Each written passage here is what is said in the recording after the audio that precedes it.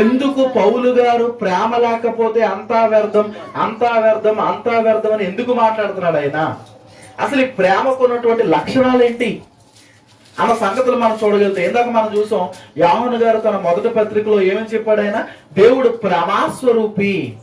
దేవుడు ప్రేమాస్వరూపి అంటే దేవుడే ప్రేమై ఉన్నాడు అన్న సంగతిని మరి యోహాను గారు జ్ఞాపకం చేశారు. ఇక్కడ పౌలు గారి దగ్గరకు వచ్చేటప్పటికి, నేను ఎంత గొప్ప సేవకుడినైనా, ఎంత గొప్ప చారిటీ చేసేవాడిగా ఉన్నా, ఎంత గొప్ప కృపావనాలు కలిగిన వాడిగా ఉన్నా, గొప్ప విశ్వాసగా మీ మధ్యలో కనపడుతున్నా, ఇన్ని కార్యక్రమాలు నేను ఒంటి చేత్తో చేసే కెపాసిటీ నాకున్నా, ప్రేమ లేకుండా నేను వాటిని ఏదైనా చేస్తే గనక వాటి వల్ల ఏం ఉపయోగం లేదు, ప్రేమతో కలిపి చేస్తేనే ఉపయోగం అన్నట్టుగా పౌలు గారు మాట్లాడడం మనం ఇక్కడ చూసాం. అయితే అసలు ఈ ప్రేమకున్న లక్షణాలు ఏంటి కింద చెప్తున్నాడు ఆయన. చదవండమ్మా 4వ వచనం. జాగ్రత్తగా ఆలోచన చేద్దామండి. అసలు ఈ ప్రేమ గురించి ఎంత గొప్పగా గొప్పగా గొప్పగా చెబుతున్న పౌలు గారు ఆ ప్రేమకున్న లక్షణాల గురించి ఆయన ఇక్కడ ఎక్స్ప్లెనేషన్ ఇస్తున్నాడు. జాగ్రత్తగా చూద్దాం. ఆ మొదటి మాట, ప్రేమ దీర్ఘకాలము సహించును. అంటే ప్రేమ ఏం చేస్తుందంటండి? దీర్ఘకాలము సహిస్తుంది. సహించటం కాదు, ప్రేమ దీర్ఘకాలము సహించును, దయ చూపించును, ప్రేమ మత్సరపడదు. అండ్ ఒక్కొక్క లక్షణం మనం చూడగలిగితే, అండ్ ప్రేమ ఏం చేస్తుందంట? రెండో లక్షణం దయ చూపిస్తుంది. ప్రేమ దయ చూపిస్తుంది. అలాగే ప్రేమ మత్సరపడదు, ప్రేమ డంబముగా ప్రవర్తించదు, ప్రేమ ఉప్పొంగదు, ప్రేమ అమర్యాదగా నడవదు, ప్రేమ స్వప్రయోజనం విచారించుకొనదు, ప్రేమ త్వరగా కోపపడదు, అండ్ ప్రేమ అపకారమును మనస్సులో ఉంచుకొనదు. చూడండి ప్రేమకి ఎన్ని మంచి లక్షణాలు ఉన్నాయో. ఇప్పుడు మీ మధ్యలో ఒక ప్రశ్న వేస్తున్నాను. ఇక్కడ కూర్చున్న మనలో ఎంతమంది ప్రేమ అనేటువంటి లక్షణాన్ని కలిగి ఉన్నాము? అంటే యాక్చువల్గా ఈ ప్రశ్న మీకు ముందేయాలి, ఆయన మధ్యలో వేస్తున్నాను మీకు. ఇప్పుడు మనం ఆలోచన చేద్దాం. అసలు ఇక్కడ కూర్చున్న మనలో మన అందరం కూడా దేవుణ్ణి నమ్ముకున్న విశ్వాసులం అయితే ఇప్పుడు ఆలోచన చేద్దాం. వాస్తవానికి అమ్మ నీలో ప్రేమ ఉందా అంటే ఏమంటారు మీరు? ఉందండి, 100% ప్రేమ ఉంది. నాలో 100% ప్రేమ ఉంది. మా అత్తగారిని బాగా చూసుకుంటాను, మా మామగారిని బాగా చూసుకుంటాను, మా తోటికోడలను గౌరవిస్తాను, అండ్ మా మరిది గారిని గౌరవిస్తాను, లేకపోతే మా అక్కలను గౌరవిస్తాను, మా చెల్లెలను గౌరవిస్తాను, ఎవరు వచ్చినా అతిథి మర్యాద చేస్తాను, సేవకులకు మర్యాద చేస్తాను, అండ్ ఇన్ని లక్షణాలు మనం చెప్పుకుంటాం. దానికి మనం ఏం పేరు పెట్టుకుంటాం? ప్రేమ. అంటే ప్రేమ ఉండబట్టే కదా, నిజం వాస్తవేనండి అది. ప్రేమ ఉండబట్టే మన భోజనం పెడుతున్నాం, ప్రేమ ఉండబట్టే పలకరిస్తున్నాం, ప్రేమ ఉండబట్టే సహాయం చేస్తున్నాం. మంచిదే, మంచిదే. అయితే ఇక్కడ ఆ ప్రేమ ఫుల్ఫిల్ గా ఎలా ఉండాలి, అసలు వాస్తవానికి ప్రేమకున్న లక్షణాలు ఏంటని చూడగలిగితే ఇక్కడ ఆయన చెబుతున్నాడు కదా, ఏమన్నాడు? ప్రేమ దీర్ఘకాలము సహించును. సహించేటువంటి గుణం ప్రేమకుందండి. ఎంతకాలం సహిస్తుందట ప్రేమ? నిజంగా ఒక వ్యక్తిలో ప్రేమ అనే గుణం ఉంది అనుకుంటే మనం నా వైపు చూడాలి. ప్రేమ అనే గుణం ఉంది అంటే ఆ వ్యక్తి ఎలా ఉంటాడట? దీర్ఘకాలము సహించేవాడుగా ఉంటాడట. ఏ విషయాల్లో? ఏ విషయంలో అయినా సరే. అంటే ఈరోజు వాక్య సంబంధంగా మనం ఆత్మ సంబంధులుగా విశ్వాసులుగా మారిన తర్వాత ఈ ప్రేమ అనే లక్షణాన్ని మనం ఖచ్చితంగా అభివృద్ధి చేసుకోవాలి. ఈ అభివృద్ధి చేసుకునే దశలో ఈ ప్రేమలో ఏమేమి మిళితమే ఉండాలంటే, ఇంకా మొట్టమొదటిగా చెబుతున్నాడు కదా, దీర్ఘకాలము సహించే గుణాన్ని మనం సంపాదించుకోవాలి. చూడండి, అప్పుడప్పుడు మన ఉద్యోగ జీవితంలో లేకపోతే మన కుటుంబ జీవితంలో చాలా మంది మనకి ఇరిటేషన్ తెప్పిస్తూ ఉంటారు. తెప్పిస్తారా? తెప్పించరా? మనం అన్నమాట అన్నామంటారు, మన చెయ్యిన పని చేసామని రుద్దుతారు. కానీ మన ఇంట్లో మన భర్త నిందిస్తూ ఉంటాడు, భార్య నిందిస్తూ ఉంటది, పిల్లల మాట వినరు. కానీ ఇటువంటి సందర్భాల్లో మనకి ఏమొస్తుంది? చాలా చికాకు వస్తుంది, చాలా కోపం వస్తుంది. ఆ కోపం వచ్చినప్పుడు వెంటనే మనం కూడా కంట్రోల్ తప్పిపోతాం, అవుట్ ఆఫ్ కంట్రోల్ అయిపోతాం. అవుట్ ఆఫ్ కంట్రోల్ అయిపోయి పిల్లలను చూడకుండా శాపనార్థాలు పెడతాం, భర్తను చూడకుండా శాపనార్థాలు పెడతాం, భార్యను చూడకుండా చెయ్యి చేసుకుంటాం. ఇలా రకరకాల పరిస్థితులు ఆటోమేటిక్ గా మన కుటుంబ వ్యవస్థలో వచ్చేస్తాయి.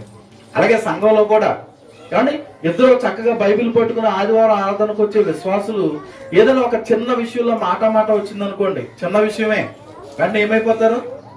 సిప్ రైట్ అన్నట్టుగా ఒకరికొకరు మాట్లాడుకోరు. ఒకే సంఘం, ఒకే కాపరి కింద ఎదుగుతున్నారు, అండ్ ఒకే సహవాసం ఎదుగుతున్నప్పటికీ కూడా అండ్ మాట్లాడుకునేటువంటి విధానం వారి మధ్య కనిపించదు. అంటే ఇప్పుడు వీరి మధ్య ఏ లక్షణం లోపించిందని అర్థమవుతుంది? దీర్ఘకాలము సహించాలనేటువంటి గుణం వీరికి తెలియకపోవటం వల్ల మేము ప్రేమిస్తున్నాం అనుకుంటున్నారు. కానీ ఇగో ఈ ప్రేమకు దీర్ఘకాలం సహించేటువంటి ఒక లక్షణం ఒకటి ఉంది.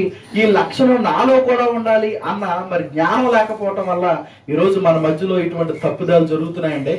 అందుకే దేవుడు అంటున్నాడు, నాయన నువ్వు నిజంగా మరి ఆత్మఫలం నువ్వు ఫలిస్తున్నావు అనుకుంటే గనక, అందులో ఒక ప్రేమ అనే లక్షణం నీలో ఉంది అనుకుంటే గనక, ఇగో ఆ లక్షణం ఎంతలా ఉండాలో తెలుసా? దీర్ఘకాలం సహించేదిగా ఉండాలి. అది ఎంత భయంకరంగా నీ మీద మరి ఆ ఒత్తిడి తెస్తున్నప్పటికీ కూడా నువ్వు సహించేదానిగా, అది కూడా దీర్ఘకాలము సహించేవారిగా మీరు ఉండాలి అని చెప్తున్నాడు ఆయన. రెండోది ఏమంటున్నాడమ్మా? ప్రేమ దయ చూపించును. అంటే ఈ ప్రేమ కలిగిన వారిలో ఉండాల్సిన రెండో లక్షణం ఏంటి? దయ అంటే దయ అంటే ఇప్పుడు ఎవరైనా ఇబ్బందుల్లో ఉన్నప్పుడు, బాధల్లో ఉన్నప్పుడు వెంటనే వారి మీద మనకి వెంటనే ఒక దయ పుట్టాలి. అండ్ ఈరోజు మనం చాలా సందర్భాల్లో చూస్తున్నప్పుడు అంటే ఈ లక్షణం బయట వాళ్ళు ఎక్కువ మనకు కనపడుతూ ఉంటది, బయట వారిలో. కానీ అసలైన కనపడాల్సిన మనలో, అనగా ఆత్మ సంబంధులుగా మారిన మనలో ఈ లక్షణం చాలా కనుమరుగైపోతుంటదండి. మనం ఎప్పుడు అబ్జర్వ్ చేసాం లేదో, ఈ దయ అనేది అసలు మనలో కనపడుతుందా? ఎవరైనా అడుక్కునే వ్యక్తి మన ఇంటికి వచ్చాడు అనుకోండి, వెంటనే ఏమంటాం? మన ప్రార్థనకు బయలుదేరుతుంటాం. అప్పుడు మరలా జరిగే సిచ్యువేషన్ ఏంటంటే, మన ప్రార్థనకు బయలుదేరుతూ ఉంటాం. చక్కగా మరి పరిశుద్ధంగా స్నానం చేసి బట్టలు వేసుకుని బైబిల్ అన్ని ఎదుర్కొంటూ ఉంటాం. అంతలోకి ఎవరో మరి అడుక్కునే వ్యక్తి, అమ్మ కొంచెం సహాయం చేయడం అని అడుగుతూ ఉంటాడు. మనం ఏమంటాం? అసలు దయాదాక్షిణ్యం లేకుండా పక్కింటికి వెళ్ళు అంటాం. అంటే దాని అర్థం ఏంటి? దయ ఉందనా, దయ లేదనా? దయ లేదని. అంటే వాస్తవానికి అతని జీవితం బాగోక, అతని పరిస్థితి బాగోక మన ఇంటి దగ్గరకు వచ్చి దేహి అని అడుగుతున్నప్పుడు, అంటే సహాయం చేయండి అని అడుగుతున్నప్పుడు, కామన్ గా సెన్స్ మనకి చెప్తూ ఉంటది, ఏదో నోరు తెరిచి అడిగాడు కదా, నీ దగ్గర ఉండేది ఇవి అని మనకి సెన్స్ మాట్లాడుతుంటది. అంటే మనకు అనిపిస్తూ ఉంటది. అయినా కూడా మనం ఏమంటాం? ఈ సమయంలో వచ్చాడేంటి అన్నట్టుగా వాళ్ళని మనం తిరస్కరించే పరిస్థితి మనకు కనపడుతూ ఉంటది.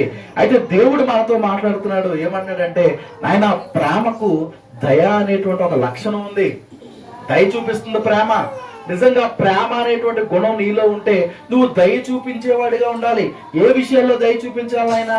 కేవలం శరీర సంబంధం విషయాల్లో మాత్రమే కాదు, ఆత్మ సంబంధం విషయాల్లో కూడా నువ్వు దయ చూపించేవాడిగా ఉండాలి. ఎవరైనా ఒక పాప జీవితానికి వెళ్ళిపోతూ ఉన్నప్పుడు, వాడికి తెలిసి పాపంలో కొట్టుమిట్టాడుతూ ఉన్నప్పుడు నువ్వు కనికరపడాలి, నువ్వు దయ చూపించాలి, వాడికి వాక్యాన్ని చెప్పాలి. అరే ఎందుకు ఈ వ్యక్తి పాపంలో వెళ్ళిపోతున్నాడు అని చెప్పి అతని కొరకు నువ్వు మోకాళ్ళేసి దేవుడి దగ్గర గోజాడాలి. దేవుడి దగ్గర నువ్వు మరి అతని కొరకు నువ్వు విజ్ఞాపన చేయాలి. అట్టి రీతిగా నువ్వు అతని మీద దయ చూపించాలి అన్న సంగతిని దేవాతి దేవుడు మనకి ఇక్కడ తెలియజేస్తున్నాడండి. ఇక మూడో లక్షణం ఏమంటున్నాడు ఆయన?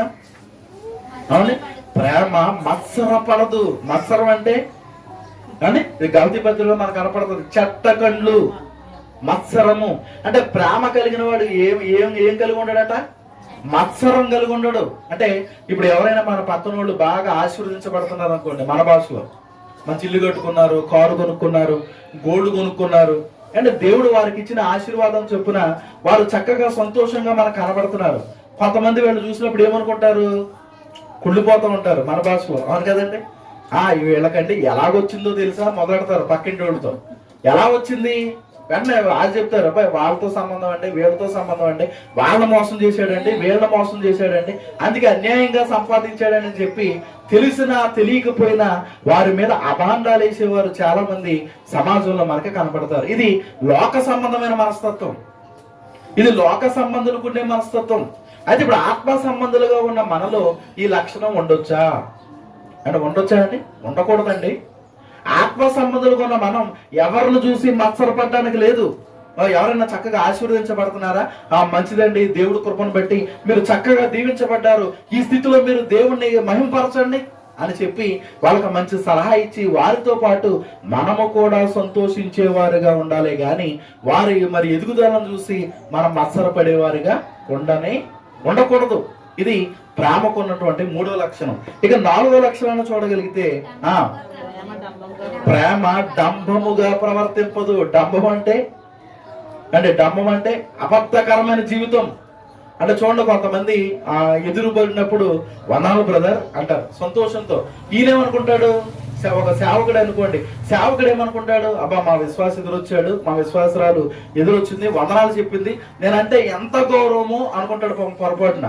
కానీ వెనక్కి వెళ్ళేటప్పటికి ఆవిడ ఏం మాట్లాడుతుంది, ఆయన ఏమని మాట్లాడతాడు అంటే, జనరల్ గా కొంతమంది గురించి నేను మాట్లాడుతున్నాను, ఏమని మాట్లాడతాడు, వచ్చేసాడండి ఈయన తెల్లారేటప్పటికి, లేనటువంటి వారి విశ్వాసులు వచ్చేసారండి, లేకపోతే ఆ టిఫిన్ టైంకి వచ్చేసారండి, ఇలాగా సేవకుల గురించి లేదా ఆ బంధువుల గురించి అండ్ అమర్యాదగా మాట్లాడేవారు ఎంతో మంది సమాజంలో మనకు ఉన్నారండి. అంటే ఇప్పుడు దేవుడు ఏమంటున్నాడంటే, ఇది లోకంలో ఉన్న పరిస్థితి, డంబముగా మాట్లాడటం, అంటే ఎక్కడొక మాట అక్కడొక మాట, లేదా అతిశయంగా మాట్లాడటం, ఇదంతా కూడా లోకంలో ఉన్నటువంటి పరిస్థితి.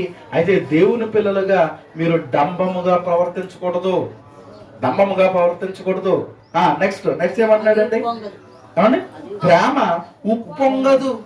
చాలా చాలా ఇంపార్టెంట్ ఇది. ప్రేమ ఉప్పొంగదు అంటే ఉప్పొంగే స్వభావం ఎవరిలో కనపడుతుంటది, నేను అనేటువంటి లక్షణం ఉన్న వారిలో ఈ స్వభావం కనపడుతుంటదండి. సేవకులు మాట్లాడుతూ చాలా సందర్భాలు మనకు తెలియజేశారు. అన్నయ్య గారు మాట్లాడుతూ, నా జబ్బు అనేది ఎవరికైతే ఉంటుందో వాళ్ళలో ఈ ఉప్పొంగే స్వభావం కనపడుతుంది.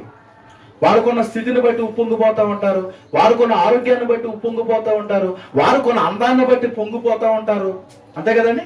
సమాజంలో వారుకున్న స్ట్రాటజీని బట్టి నా అంత గొప్పవాడు లేడు, నా అంత గొప్పది లేదు అని చెప్పి పొంగిపోయేవారు సమాజంలో ఉన్నారు. ఈ లక్షణం కూడా ఎవరిది, సమాజంలో ఉన్నవారిది, లోకంలో ఉన్నవారిది. అయితే దేవుడు అంటున్నాడు, శరీర సంబంధులు ఆ లక్షణాలు కలిగి ఉంటారు. ఇప్పుడు మీరు ఆత్మ సంబంధులు కనుక మీరు ఉప్పొంగేవారిగా ఉండకూడదు, మీరు పొంగిపోకూడదు. మిమ్మల్ని ఏ స్థితిలో నేను పెట్టినా సరే, మిమ్మల్ని గొప్ప ఐశ్వర్యవంతులుగా నేను భూమి మీద పెట్టినా, గొప్ప ధనవంతులుగా భూమి మీద మిమ్మల్ని చూపించినా, ఒక గొప్ప అధికారిగా నేను లోకంలో నియమించినా, నువ్వు ఒక ఆత్మ సంబంధమైన నా కుమారుడు అయితే, నా కుమార్తె అయితే, నువ్వు ఎంత ఉన్నత స్థితిలో ఉన్నప్పటికీ కూడా నీలో పొంగిపోయే గుణం ఉండకూడదు అంటున్నాడు ఆయన. నువ్వు క్యాజువల్ గా ఉండు, సాధారణంగా ఉండు. ఇక ఎదుటి వారిని చూస్తూ ఉన్నప్పుడు వారిని ఏసరించుకోకుండా నువ్వు ఎంత గొప్పవాడువైనా ఎంత గొప్పదానమైనా సరే నీతో సమానంగా వాళ్ళని ప్రేమించు అంటున్నాడు ఆయన, ప్రేమించు అంటున్నాడు. అందుకే ఆ లక్షణాన్ని చెప్తున్నాడు. ఏమంటున్నాడు ఆయన, ప్రేమ ఉప్పొంగదు. నెక్స్ట్, ప్రేమ అమర్యాదగా నడవదు. చూడండి, ఈ లక్షణాలను ఇప్పుడు మనలో ఉన్న ప్రేమకు ఉన్నాయా లేదా ఒకసారి మనం కంపేర్ చేసుకోవాలి.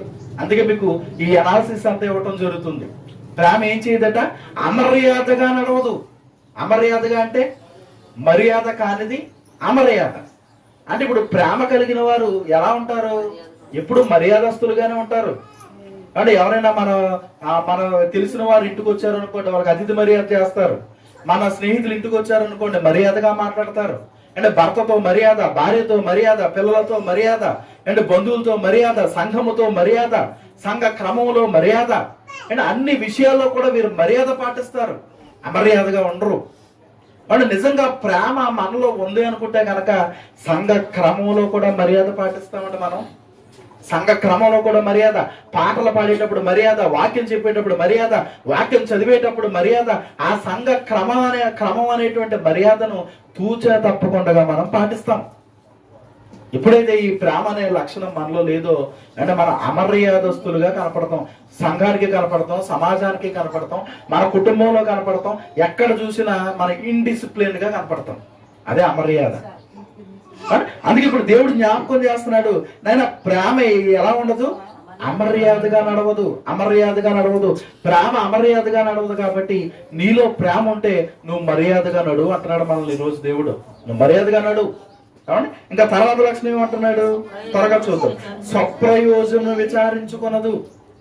ప్రేమకున్న మరో అత్యంత విలువైన లక్షణం స్వప్రయోజనమును విచారించుకొనదు. అంటే నేను మాత్రమే బాగుపడాలి, నా కుటుంబం మాత్రమే అభివృద్ధి చెందాలి, లేకపోతే నేను నా అని చెప్పి అంటే ఈ ప్రేమ ఎప్పుడు కూడా స్వప్రయోజనాన్ని ఆలోచించుకోదంటండి, స్వప్రయోజనం కొరకు ఆలోచించుకోదంటండి. మరి ఈ ప్రేమ స్వప్రయోజనాన్ని ఆలోచించుకోకపోతే మరి ఎవరి ప్రయోజనం కొరకు ఆలోచిస్తుంది, ఎదుటి వారి యొక్క ప్రయోజనం కొరకు ఆలోచన చేస్తుంది ప్రేమ. అంటే ఈరోజు దేవుని పిల్లలుగా మారినటువంటి మనలో దేవుడు ఏ గుణాన్ని కోరుకుంటున్నాడంటే, ఈరోజు దేవుని పిల్లలుగా మారిన మనము కూడా ఎదుటి వారి యొక్క ప్రయోజనం కొరకు ఆలోచించేవారిగా ఉండాలి. అది దేవుడు కోరుకుంటున్నాడు.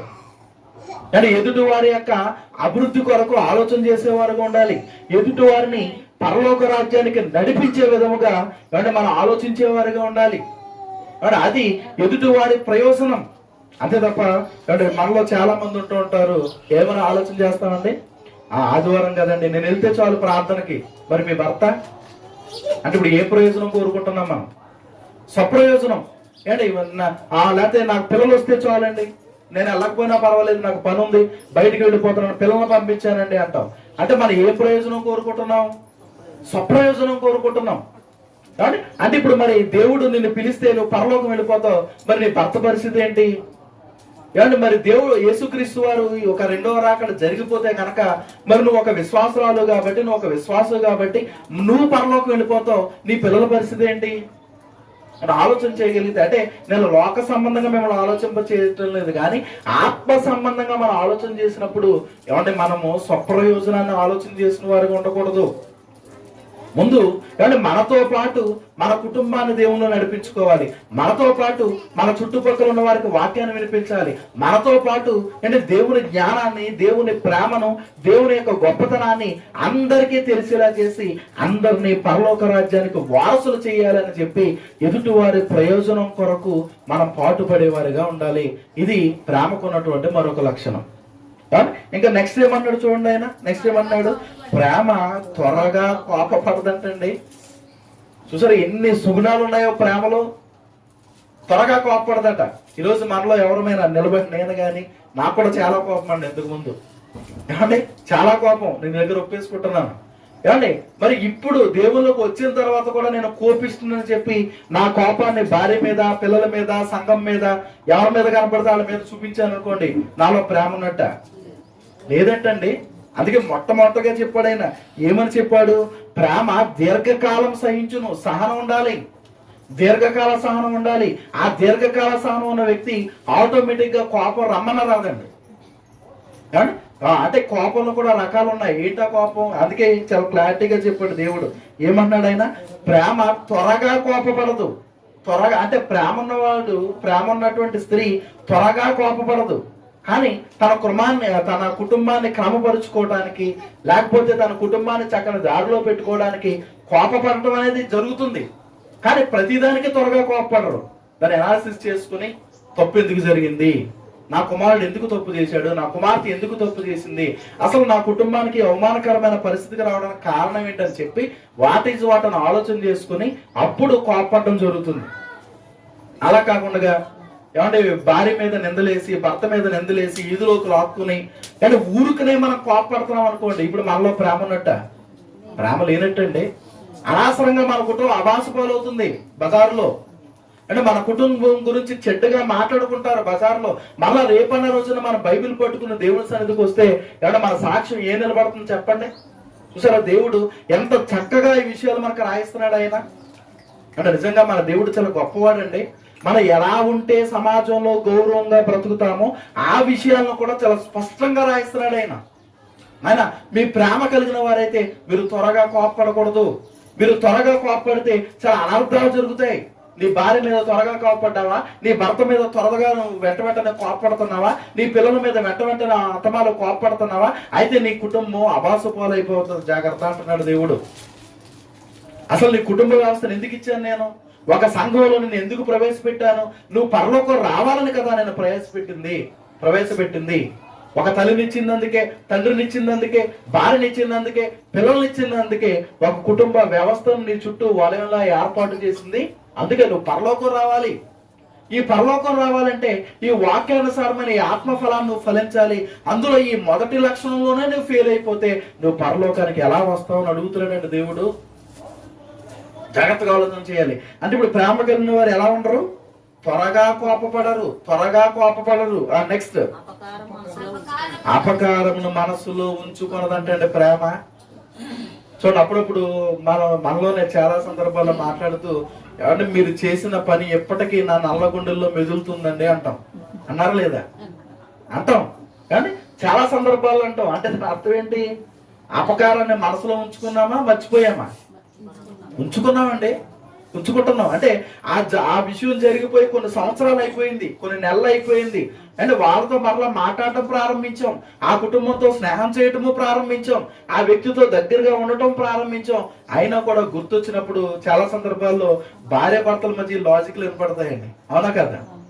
చాలా సందర్భాల్లో భార్య అంటది, నీతో మాట్లాడుతాడు లోకు అయిపోయావు, నువ్వు చేసిన పని నాకు గుర్తులేదు అనుకుంటున్నావా అంటదా అందండి.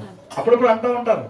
అలాగే భర్త కూడా, ఏంటి ఇప్పుడు నేనేదో ప్రేమ కొంటున్నాను నువ్వు అనుకుంటున్నావా, నీ విషయం ఉందలే అనుకుంటూ ఉంటాడు. అంటే దీని అర్థం ఏంటో మనం ఆలోచన చేయగలిగితే, ఇంకా అపకారాన్ని, వారు చేసిన అపకారాన్ని ఏదో సందర్భంలో తెలియక చేశారు, అయితే దాన్ని ఇంకా మనసులో పెట్టుకుని దాని ప్రకారంగా మనం కక్ష తీర్చుకోవాలన్నట్టుగా మనం ఉంటున్నామంటే మనలో ఏం లేనట్టు, ప్రేమ లేనట్టు అండి, ప్రేమ లేనట్టు. అందుకే దేవుడు చాలా స్పష్టంగా రాయిస్తున్నాడు, నాయన ప్రేమ అపకారాన్ని మనసులో ఉంచుకొనదు. దీనికి బెస్ట్ ఎగ్జాంపుల్ గా ఇక్కడ ఉన్నటువంటి అన్ని లక్షణాలకు బెస్ట్ ఎగ్జాంపుల్ ఎవరు కనపడుతున్నారండి మనకి? అవునే, మన ప్రభు అయిన యేసుక్రీస్తు వారే కనపడతారండి. ఎందుకు? అది మనం ముందు చూద్దాం, ఇంకా ముందుకు వెళ్దాం. ఇంకేమన్నాడు చూడండి, దుర్నీతి విషయమై సంతోషపడక సత్యమునందు సంతోషించును. అంటే ప్రేమ ఎలా ఉంటుందో చూడండి. దుర్నీతి విషయంలో సంతోషపడదట ప్రేమ, అంటే సత్య విషయంలోనే సంతోషపడతారట. అసలు దుర్నీతి అంటే ఏంటి, సత్యం అంటే ఏంటి? అసలు వాస్తవానికి ఇది ఒక్కొక్క లక్షణం, ఒక్కొక్క పాఠం అండి. మనకి అన్ని కలిపి మనం మాట్లాడేసుకుంటున్నాం ఈరోజు. దుర్నీతి అంటే ఏంటి? లోకంలో ఉన్నదంతా దుర్నీతి. సినిమాలు చూడు, షికారులు చేయి, సిగరెట్లు తాగు, మందు తాగు, వ్యభిచారం చేయి, దొంగగా ఉండు, నరహంతకుడుగా ఉండు, ఇదంతా లోకంలో ఉన్న దుర్నీతి. అయితే అంటే ప్రేమ కలిగిన వాడు ఎలా ఉంటాడట? ఆ ప్రేమ కలిగిన వాడు ఎలా ఉంటాడట? దుర్నీతి విషయంలో సంతోషపడట. అంటే ఎవరైనా మీ స్నేహితుల రూపంలో గాని, మీ బంధువుల రూపంలో గాని, లేకపోతే మీకుగా మనసులో గాని సినిమా చూడు అనే ఒక లక్షణాన్ని మీలో తీసుకొచ్చారనుకోండి, ఇప్పుడు మీరు ఏం చేయాలి? సినిమాలో నాకు సంతోషం లేదు అని చెప్పి ఆ లక్షణాన్ని మీరు కట్ చేసుకోవాలి. ఇదిగో ఎదుటి వారిని అవమానపరచు అనేటువంటి ఒక గుణాన్ని మీ మనసులోకి తీసుకొచ్చారనుకోండి, మీరేం చేయాలి? అరే ఇది ప్రేమకు సంబంధించిన లక్షణం కాదు, ఇగో ఇది నాకు ఇష్టం లేదని చెప్పి మీరు దాన్ని తుడి చేసుకోవాలి. నీ భర్తకు లోబడకు, నీ భార్యను ప్రేమించకు అనేటువంటి ఏవైనా మరి కొన్ని లక్షణాలు మీకు కనబడుతున్నప్పుడు ఇప్పుడు మీరేం చేయాలి? ఇది ప్రేమకు సంబంధించిన లక్షణము కాదు అని చెప్పి, అంటే వాటిని మీ హృదయంలోంచి చెరిపేసుకోవాలని చెప్పి ఇక్కడ దేవాతి దేవుడు మనకి తెలియజేస్తున్నాడండి. మరి ఏ విషయాల్లో సంతోషించాలట? సత్యమునందు సంతోషించాలి. ఏంటా సత్యము? వాక్యమే సత్యము. ఏంటా సత్యం అండి? వాక్యమే సత్యము. అంటే వాక్యాన్ని బట్టి మనం సంతోషించాలి, వాక్య సంబంధమైన విషయాలను బట్టి మనం సంతోషించాలి తప్ప లోక సంబంధమైన దుర్నీతిని బట్టి మనం ఎట్టి పరిస్థితుల్లో కూడా సంతోషించే వారిగా ఉండకూడదు అంటున్నాడు. ఇంకా కిందకి చూడండి, కిందకి ఏమంటున్నాడు? ఇంకా ముగించుకుందాం. 7వ వచనం, అన్నిటినీ తాడుకొనును, అన్నిటినీ నమ్మును, అన్నిటినీ నిరీక్షించును, అన్నిటినీ ఓర్చును. అంటే ప్రేమకున్న లక్షణం చూడండి, అన్నిటినీ తాడుకొను అంటే పుట్టినోట్లు ఏమని చెప్తున్నాడు ఆయన? అన్నిటినీ కప్పును. ఇప్పుడు ప్రేమ కలిగిన వారు ఏం చేస్తారట? కప్పుతారు. ఇప్పుడు మన సంఘంలో ఎవరైనా తెలియక పాపంలో పడిపోయారు, పాపంలో పడిపోతే నిజంగా నీలో ప్రేమ ఉంటే ఇప్పుడు నువ్వేం చేయాలి?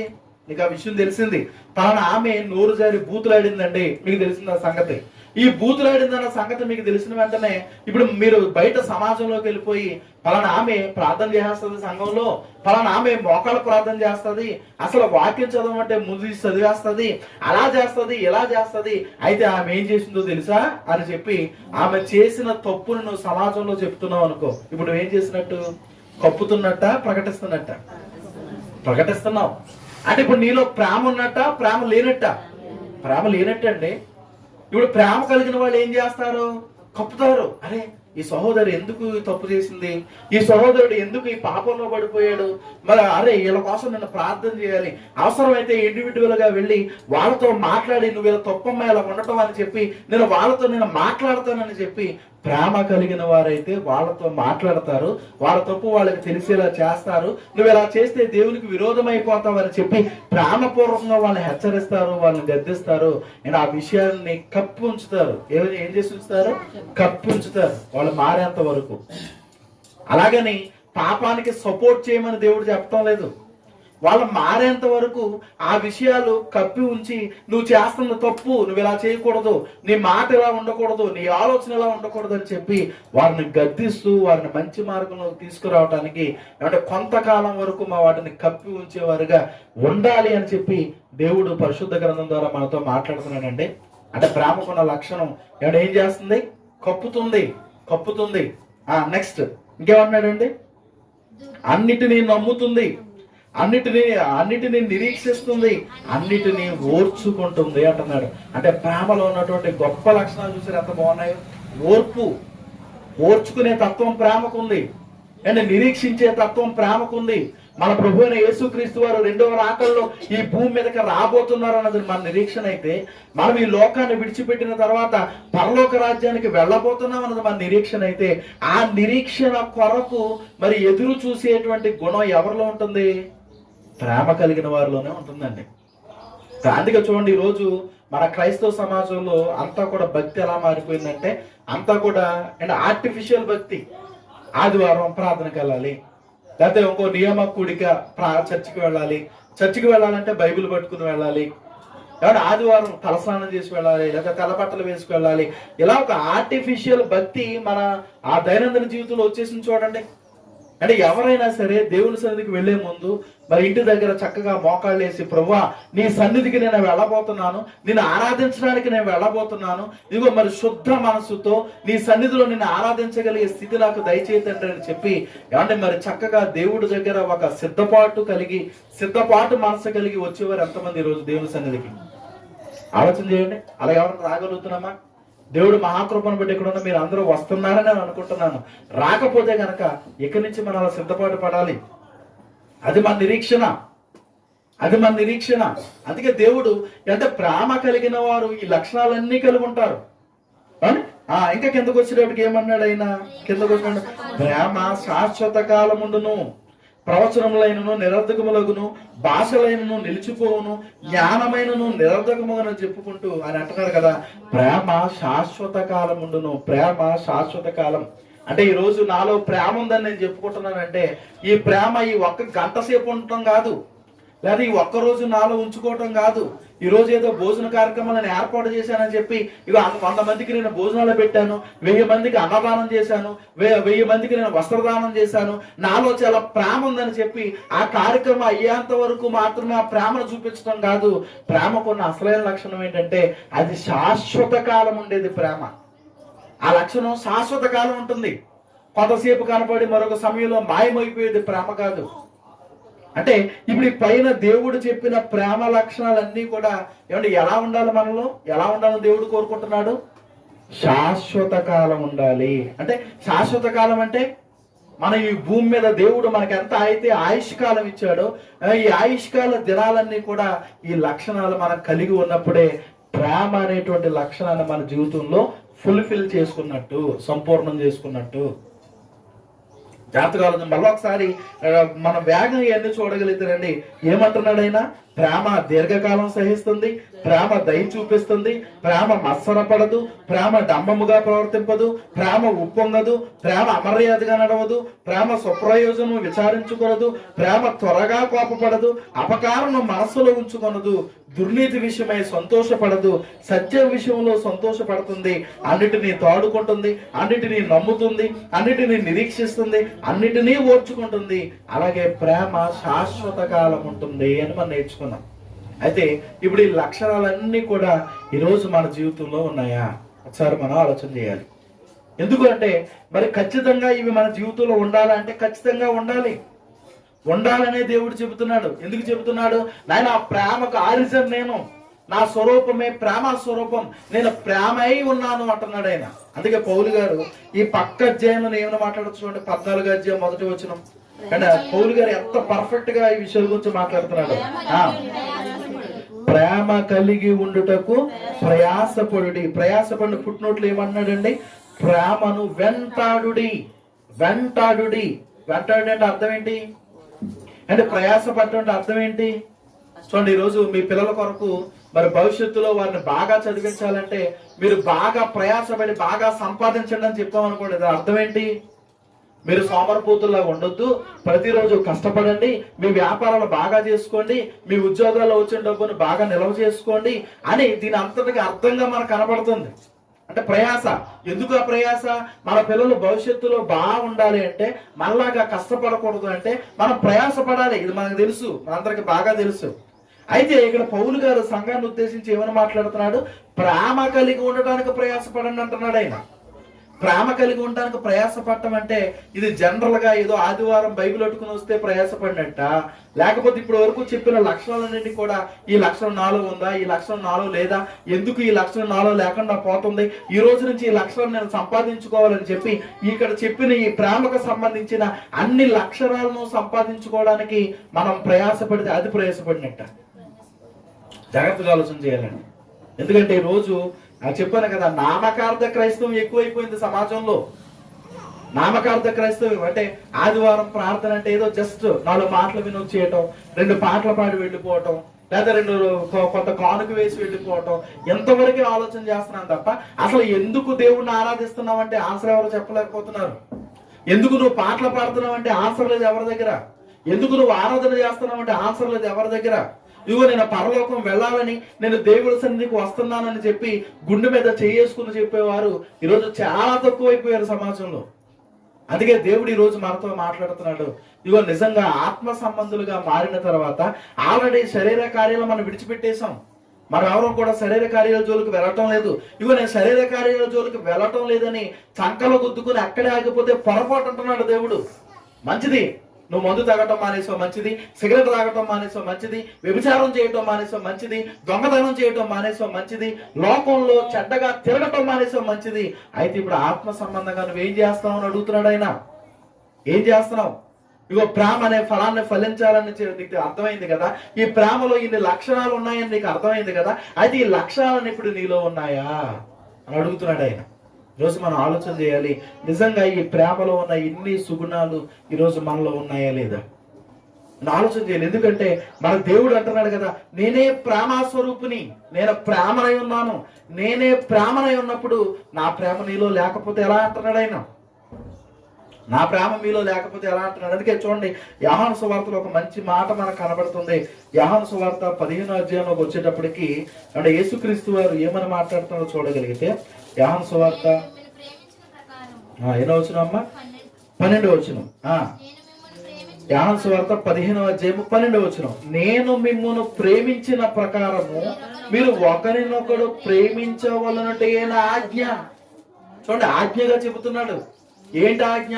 నేను మిమ్మల్ని ఎలాగైతే ప్రేమించానో, నేను మిమ్మల్ని ఎలాగైతే ప్రేమించానో, మూడోసారి నేను మిమ్మల్ని ఎలాగైతే ప్రేమించానో మీరు కూడా ఒకరినొకడు అలాగే ప్రేమించాలి. ఇందులో నో ఎక్స్క్యూజ్.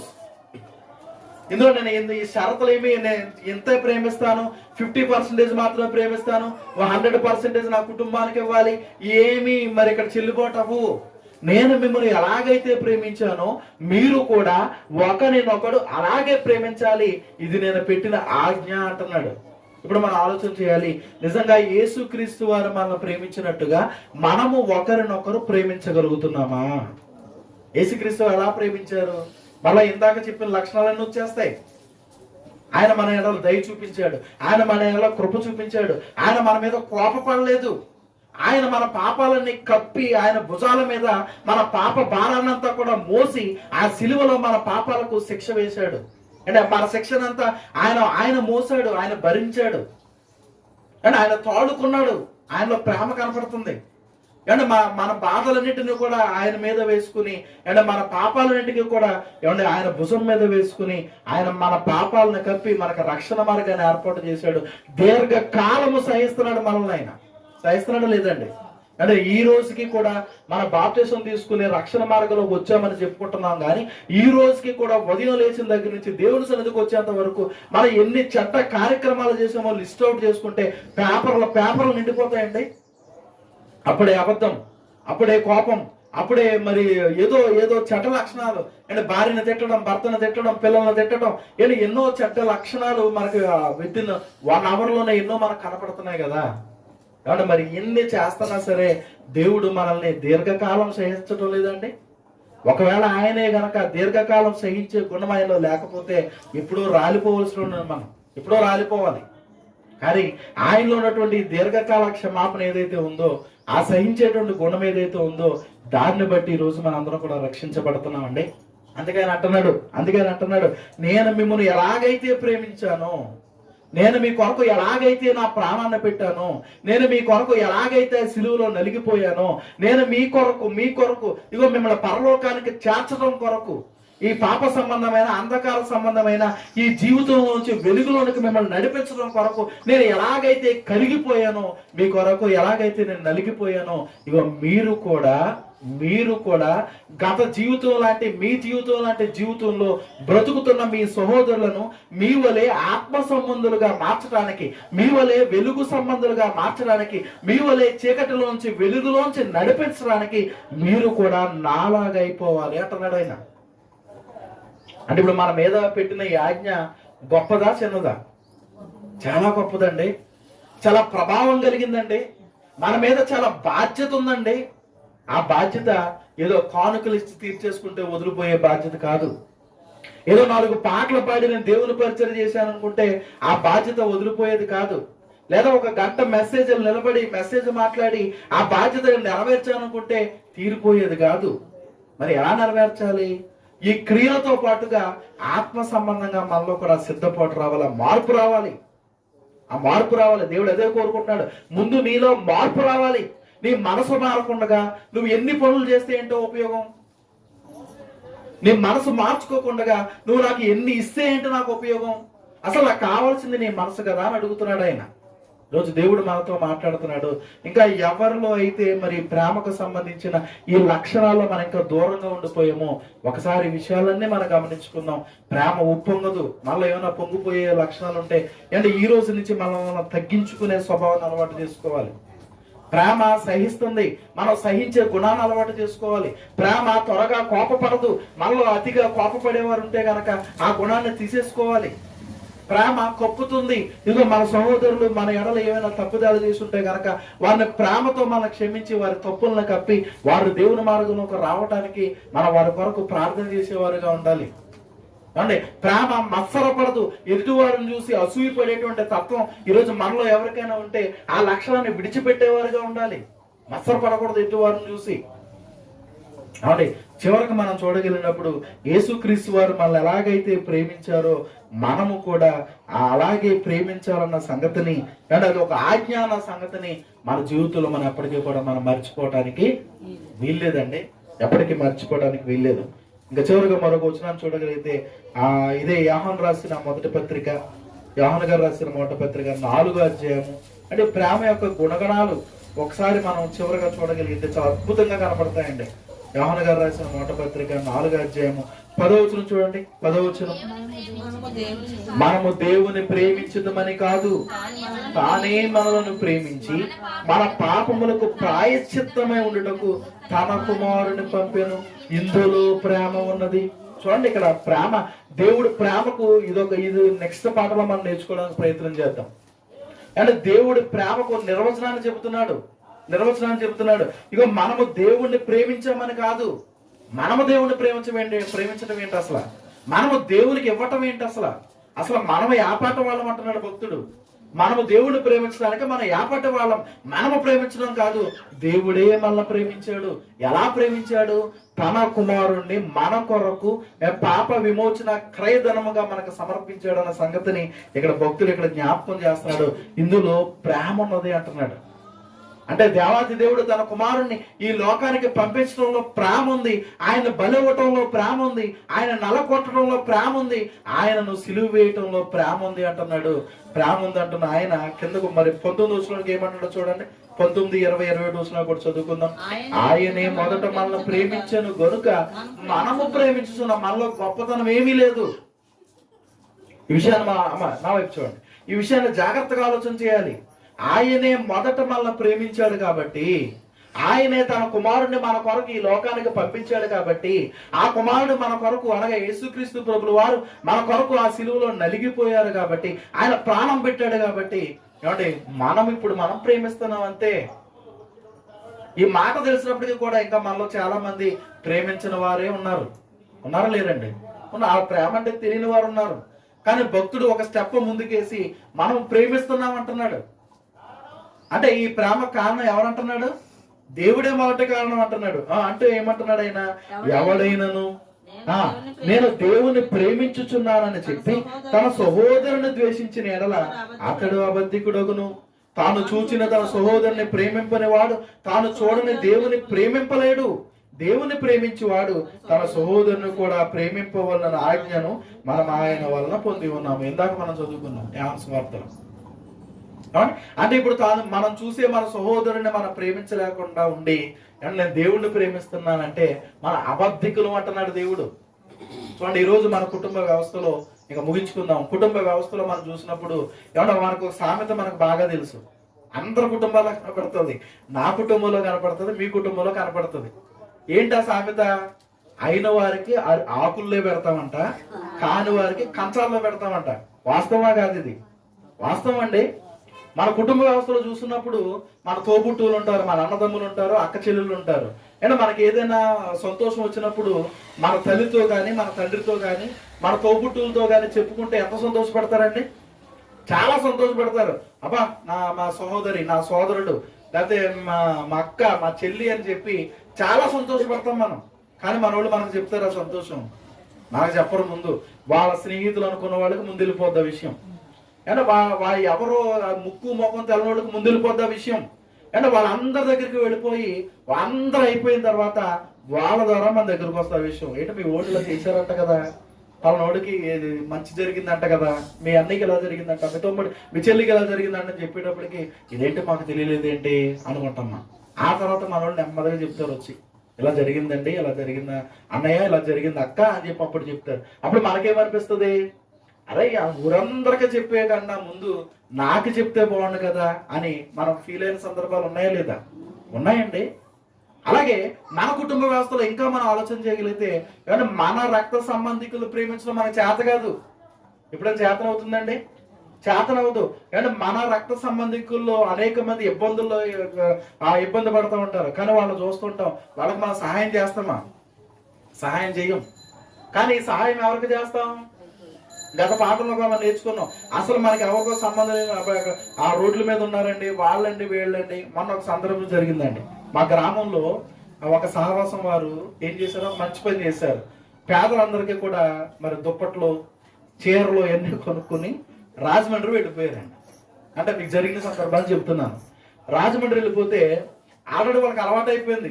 ఎక్కడ ఫుట్పాత్ మీద కూర్చున్న వాళ్ళకి సాయంత్రం అయ్యేటికి మటన్ బిర్యానీ వస్తుంది, ఈరోజు చికెన్ బిర్యానీ వస్తుంది, ఏది రాకపోతే కనీసం పులిహారం వస్తుంది అని చెప్పేసి వాళ్ళు చక్కగా కూర్చుంటున్నారు, ఎవరు వచ్చినా తీసుకుంటున్నారు. అయితే వీళ్ళ పెద్ద వ్యాన్లోను ఈ మా బిర్యానీ ప్యాకెట్లతో పాటు ఏమంటే చీరలు, దుప్పట్లు అన్ని కూడా వేసుకుని వెళ్ళారట. వేసుకుని వెళితే వీళ్ళ మనుషులను చూసేస్తున్నారట. ఎలాగా? ముసలోళ్ళు అనుకోండి, బాగా ముసలోళ్ళు అనుకోండి, వాళ్ళకు దుప్పటే బిర్యానీ ప్యాకెట్. మామూలుగా ఎంగేజ్ లో ఉన్న వాళ్ళు అనుకోండి, కేవలం బిర్యానీ ప్యాకెట్ ఇచ్చుకుంటే వెళ్తున్నారంట. ఇది ఒకడు తాగుబోతుడు కూడా అబ్జర్వ్ చేశాడు. అంటే ఆ ఫుట్పాత్ మీద ఉన్న వ్యక్తుల్లో ఒక తాగుబోతు వ్యక్తి అబ్జర్వ్ చేసి వీళ్ళు బిర్యానీ ప్యాకెట్ ఇచ్చిన వెంటనే నాకు దుప్పటేదని అడిగాడంట. దుప్పటి నీకు లేదు, ముసలోళ్ళకి అన్నాడంట. దుప్పటి లేనప్పుడు నువ్వు ఇచ్చి నాకు బిర్యానీ ప్యాకెట్ ఎందుకని చెప్పి వాళ్ళు ఎదురుకొని నేలకేసి కుట్టాడంట. అంటే ఇప్పుడు ఈ రోజు సమాజం ఎలా ఉందో మనం చూడగలిగితే, పాప వీళ్ళు మంచి చేద్దామని వెళ్ళారు, వాళ్ళు మంచి చేద్దామని వెళ్ళారు. అంటే వీళ్ళ దృష్టిలో ఇప్పుడు సమాజంలో మన దేవుని పిల్లలుగా వాస్తవానికి మన గ్రామంలో లేనోళ్ళు లేరా? ఆలోచన చేయండి. అంటే మన వాళ్ళందరికీ మన గ్రామంలో, మన కుటుంబంలో, మన చుట్టుపక్కల పేదవారు కనపడరు. అంటే వాళ్ళు తప్పు పట్టడం లేదు, మన ఆలోచన విధానం చెప్తున్నాను. ఇక్కడ కూర్చున్న మనమైనా సరే మన కుటుంబంలో ఇబ్బందుల్లో ఉన్నవాళ్ళు మనకు కనపడరు, మన గ్రామంలో ఇబ్బందుల్లో ఉన్నవాళ్ళు మనకు కనపడరు, మన సంఘంలో ఇబ్బందుల్లో ఉన్నవాళ్ళు మనకు కనపడరు. కానీ మనకు ఎవరు కనపడతారు? ఎక్కడో ఫుట్పాత్ లో ఉన్నవాడు కనపడతాడు. ఆడికి ఆల్రెడీ 3 పూటలు వెళ్ళిపోతుంది భోజనం. ఏమంటే ఆల్రెడీ మనం ఇచ్చినవన్నీ కూడా వాళ్ళ ఇంటికి పంపేసుకుంటున్నారు. వాళ్ళు బ్యాంక్ బ్యాలెన్స్ మెయింటైన్ చేస్తున్నారు. నీకు నాకు కూడా ఉండదు బ్యాంక్ బ్యాలెన్స్, వాళ్ళ దగ్గర ఉన్నంత బ్యాంక్ బ్యాలెన్స్. అంటే అటువంటి వారికి వీళ్ళు చేయడానికి చూస్తున్నారు. కానీ కుటుంబంలో, సంఘంలో, గ్రామంలో మాత్రం ఈ కార్యక్రమాలు చేయడానికి వీళ్ళు ఎవరో కూడా చూడటం లేదండి. అందుకే దేవుడు మాట్లాడుతున్నాడు. ఏమని మాట్లాడుతున్నాడు? ముందు మన సహోదరుని ప్రేమించడం మనం నేర్చుకోవాలి. కాబట్టి మన సంఘంలో ఉన్న వారిని ప్రేమించడం మనం నేర్చుకోవాలి, కానీ మన కుటుంబంలో ఉన్న వారిని ప్రేమించడం మనం నేర్చుకోవాలి. ఆ నేర్చుకుంటేనే అప్పుడు మనం దేవుణ్ణి ప్రేమిస్తున్నట్టు, దేవుడు మనం ప్రేమిస్తున్నట్టండి. అందుకే దేవుడు ఇక్కడ చాలా స్పష్టంగా ఈ విషయాలు మనకు తెలియజేస్తున్నాడు. కానీ ఏమని తెలియజేస్తున్నాడు? దేవుని ప్రేమించేవాడు తన సహోదరుని కూడా ప్రేమింపవలన ఆజ్ఞను మనం ఆయన వలన పొంది ఉన్నాము. కాబట్టి ఈ మాటలన్నిటిని బట్టి ఈరోజు మనం తెలుసుకోవాల్సింది ఏంటంటే, ఆల్రెడీ ఆత్మ సంబంధులుగా మారినటువంటి మనం ఆత్మ సంబంధమైన ఫలాన్ని మన జీవితంలో ఫలించాలి. ఆ ఫలంలో మొదటి లక్షణం ఏంటంటే ప్రేమ. ఈ ప్రేమలో ఎన్నో సుగుణాలు మనం చూసాం.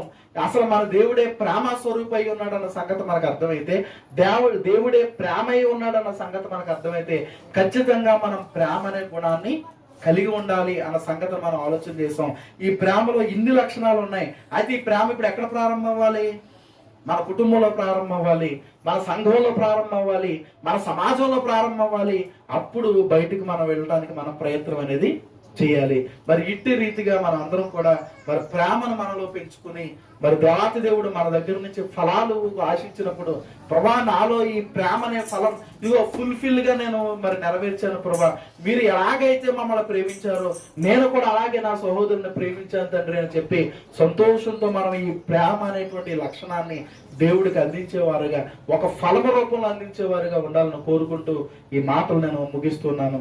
మరి చిన్న ప్రార్థన చేసుకుందాం. దయచేసి కళ్ళు మూసుకుని ప్రార్థన ఏకీభవించండి.